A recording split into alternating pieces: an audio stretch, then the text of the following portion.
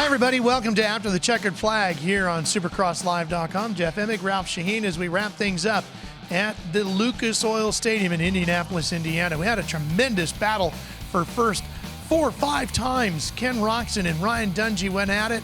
Dungey weathering the storms all but one time. Roczen got around him, and then Dungey regained the lead back. So let's break this down. I'll begin with Ken Roczen. Jeff, I like the fact he had the speed. I really liked how tenacious he was and the intensity and resiliency, how he kept coming after Dungey. Yeah, I mean, 1 and 2 in points were going at it. And Dungey, who typically through his career, kind of a slow starter, he is so aggressive when the gate drops. He went directly to the front, and it looked like, okay, Dungey's just going to walk away with this. But Ken Roczen on the Suzuki also showing that he's got a lot of determination, and he may be a long ways back in points, but he is fighting for those main event wins.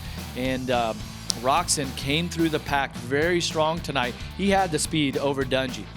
Did the lap riders play a part in Dungey? Some of those lap times, maybe, but that's part of the difficulty when you have a very soft rutted track like we had here in Indianapolis. The track was so treacherous, and to watch Dungey and Roczen battle it out wheel to wheel on a track that was so difficult, there was so much risk involved, where it was so physically demanding, mentally demanding. It was an outstanding show for the fans here tonight at Lucas Oil Stadium. The thing about Dungey here tonight, he took another page out of the book. We saw another style of him winning a race here tonight.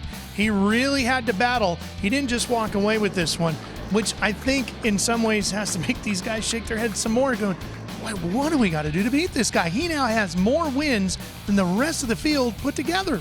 Well, throughout the most part of Dungey's career, I've been critical of him about how he handled his business and what sort of rider he was and not being aggressive enough and things like this. And now Dungey has hit his stride. He is putting together a legendary season, a legendary string of podiums and wins and top finishes. I mean, he now separates himself. He's got 30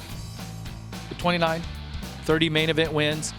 Separates himself from Rick Johnson, Bob Hanna, those guys, and so now he sets his sights on the next in line would be Ryan Villopoto, one of his arch nemesis. It's going to be fun to watch, and we're live on Fox next weekend from St. Louis. We'll see you there.